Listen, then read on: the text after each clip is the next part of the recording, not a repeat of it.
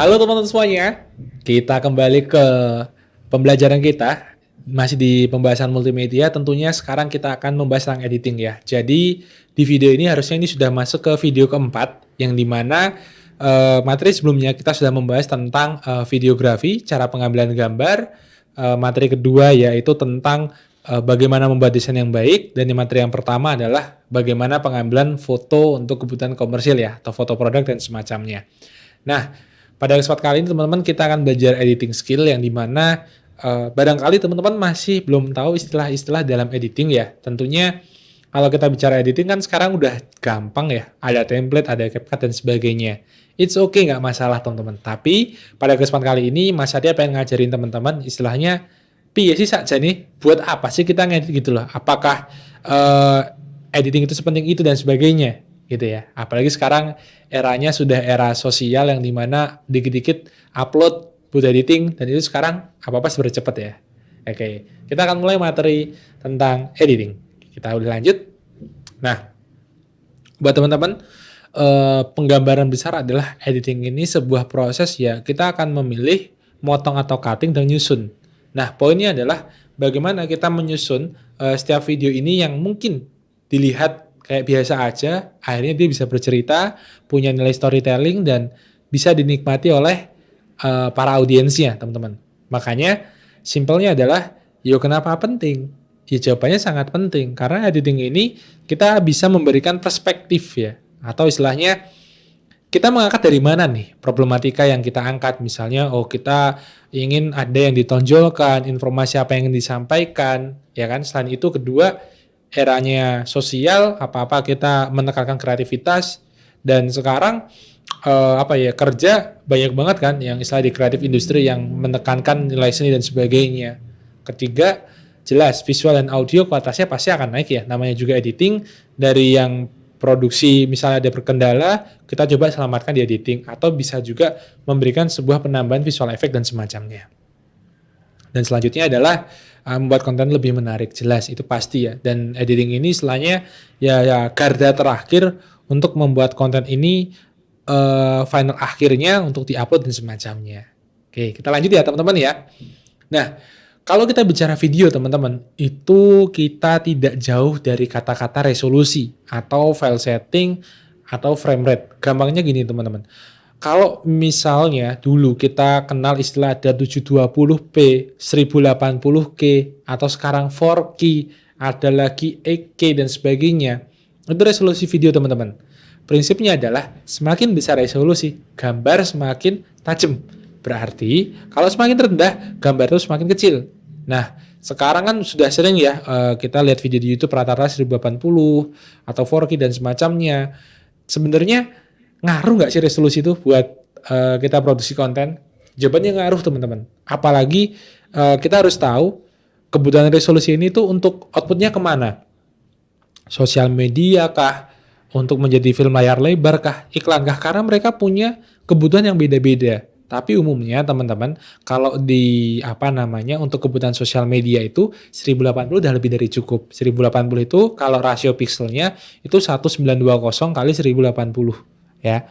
Kalau 720 berarti 1280 kali 720. Teman-teman santai aja, kalau teman-teman searching resolusi di Google itu keluar semua kok. Nanti ada flowchartnya kayak layarnya tuh sekian, lebih besar lagi itu ada. Jadi minimal teman-teman tahu yang namanya resolusi.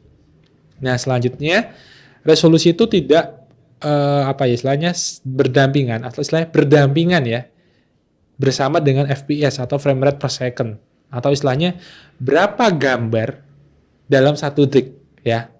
Kalau dulu singkat sejarahnya ya teman-teman ya, kenapa pakai frame FPS itu tadi, karena dulu itu pakai roll film. Makanya roll film itu sangat diperhitungkan teman-teman. Standarnya dulu 24. Semakin banyak roll yang dibutuhkan, otomatis biaya produksi semakin mahal. Beda kasusnya sekarang teman-teman. Mau pakai FPS berapapun nggak masalah. Toh filenya jelek dihapus karena udah digitalisasi. Kalau dulu analog nggak seperti itu teman-teman, makanya mahal. Nah, buat pengertian teman-teman ya, biasanya 24 FPS itu masih dipakai di film layar lebar atau film bioskop dan semacamnya. 30 FPS atau 25 itu masih bisa dipakai untuk standar sosial media. Atau ada juga nih kalau 60 sama 50 itu bisa dipakai untuk slow motion. Pertanyaannya, loh Mas Satya kok ada 30, ada 50, ada 60? Nah, gampangnya teman-teman, untuk teori sekilas aja ya, ada namanya PAL. PAL itu angkanya ganjil.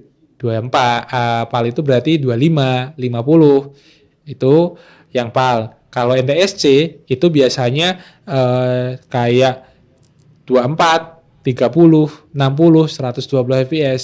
Biasanya ini peruntukannya di masing-masing negara tuh beda sih di wilayah-wilayah tertentu. Nah, kalau Indonesia itu biasanya kalau di TV ya, itu ikutnya yang pakai di sistem PAL atau yang di 25 fps. Tapi ya nggak masalah, sekarang mau pakai rasio apa aja mah istilahnya aman ya, frame rate itu aman. Tapi kalau teman-teman mau standar sosmed ya pakai di 30 atau 60. Kalau 60 kan nanti pas gini lebih smooth. Nah, kayak sekarang nih kita pakai 60 fps teman-teman.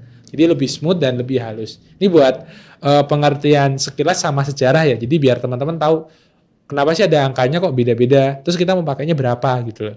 Itu nanti ada kebutuhannya. Kalau cuma sosmed mah nggak sesaklek itu, tapi kalau TV regulasinya setiap negara itu beda-beda kayak gitu teman-teman. Kita lanjut ya. Oke, teman-teman, kita akan masuk ke fungsi video editing ya. Ini ada 4 dan sebenarnya pasti banyak. Kita coba membuat secara sederhana. Yang jelas adalah storytelling itu buat cerita, atau istilahnya bagaimana video ini bisa memberikan kesan, bisa memberikan inspirasi, bisa memberikan informasi kepada para audiens atau khalayaknya. Kedua, mood setting nih. Mood setting jelas ya, artinya kita bisa mempermainkan bagaimana pembawaan yang akan kita bawa nih. Apakah suram, apakah menyenangkan dan sebagainya. Apalagi di film nih, kepake banget teman-teman. Jadi makanya kita perlu menyesuaikan mood ini sesuai kebutuhan. Artinya mau kita bikin seperti apa, yaitu kembali lagi dari kebutuhan dan konsep videonya juga teman-teman. Yang ketiga adalah highlight, atau bahasa sederhananya adalah point of view atau interest, atau sesuatu apa yang ingin ditonjolkan ya. Jadi bisa momen penting, bisa detail sesuatu yang itu urgency, atau detailing khusus. Nah, biasanya teman-teman kalau pakai highlighting ini macam-macam, bisa dipakai buat acara, misalnya hari perayaan dan sebagainya, dan itu masih banyak lagi. Dan yang keempat adalah branding itu sendiri.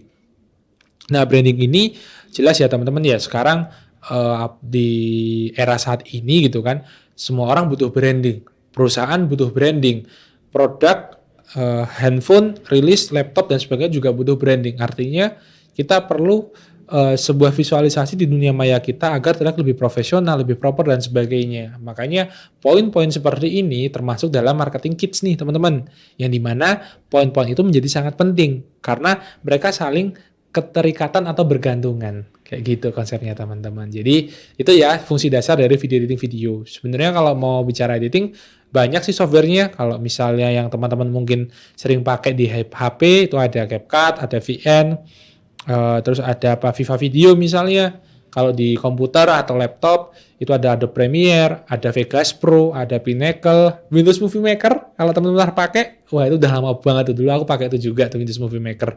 Terus yang sekarang mungkin banyaknya pakai DaVinci ya sekarang ya. Karena selain ada versi gratisnya, secara editing juga powerful banget gitu loh. Dan yang terakhir mungkin ada CapCut kali ya, yang sering dipakai juga. CapCut PC kan juga bisa. Oke, kita lanjut ya teman-teman ya. Oke, nextnya adalah mungkin ini termasuk istilah ya teman-teman ya. Istilah dalam editing. Karena banyak banget istilahnya, ayo di cut, ayo diki kurang apa itu. Jadi kalau cut, kita motong nih. Prinsipnya adalah motong-motongin klip yang mana nggak kepake. Cut trip itu sama. Transisi itu perpindahan. Jadi biar antara video satu ke dua ada efeknya, jadi biar nggak kaku misalnya. Musik dan sound, ya bisa back sound, bisa sound effect, kemudian bisa apalagi ya, istilah ambient sound dan semacamnya itu banyak banget. Text title itu ya kita nambah teks. Filter atau color itu bisa dibilang kayak color grading, kita memberikan warna dan sebagainya. Dan yang terakhir speed, ini biasanya lebih ke kita pengen ngatur slow motion atau mungkin lebih cepat dan sebagainya, time lapse dan sebagainya, itu kita atur di situ. Nah, teman-teman kalau misalnya di sini tuh banyak istilahnya ya kalau kita bicara editing ya, tapi ini secara umum teman-teman. Dan saran dari Mas Satya adalah teman-teman coba praktek. Mau pakai mobile ataupun yang desktop atau yang laptop dan sebagainya, itu bisa istilahnya sama aja sih. Ya nggak beda-beda jauh lah, tapi secara fungsi itu sama, still the same. Makanya saya tekankan ketika editing ini ataupun di ranah multimedia, teman-teman harus tahu fundamentalnya atau pedoman utamanya. Ketika teman-teman tahu, itu akan lebih mudah perpindahan softwarenya. Dan sekali lagi, setiap software itu punya kelebihan dan kekurangan masing-masing. Kita perlu menyesuaikan dari kebutuhan output apa yang akan kita gunakan. Prinsipnya kayak gitu teman-teman. Semoga istilah asing ini teman-teman jadi makin paham dan ketika searching bisa dapat nih keywordnya masing-masing. Kayak gitu. Jadi kalau kita lanjut lagi, ini sepertinya materinya sudah selesai. Ya, artinya teman-teman kita perlu refleksi lagi nih. Karena dasar teori ini tuh setidaknya teman-teman tahu istilahnya. Jadi ketika teman-teman akan searching, akan mencari kata kunci itu lebih gampang. Nah, nextnya kita akan belajar tentang bagaimana memanfaatkan penjadwalan, kalau istilahnya pakai Meta Ads ya, Meta Business, itu bisa integrasi, kalau TikTok ada TikTok Studio, YouTube ada YouTube Studio dan semacamnya. Jadi teman-teman silahkan dicoba dulu, dipraktekkan dulu, sembari teman-teman mencari referensi lainnya. Dengan harapannya, semoga adanya Adriaka Academy ini teman-teman bisa menambah wawasan ya, karena prinsipnya adalah siapapun boleh belajar. Jadi mau kamu dari background apapun, belajar itu tidak membatasi orang untuk kita sama-sama menimba ilmu kok. Jadi siapapun boleh belajar dan sampai jumpa di video berikutnya. Kami tunggu di Adriaka Academy. See you teman-teman.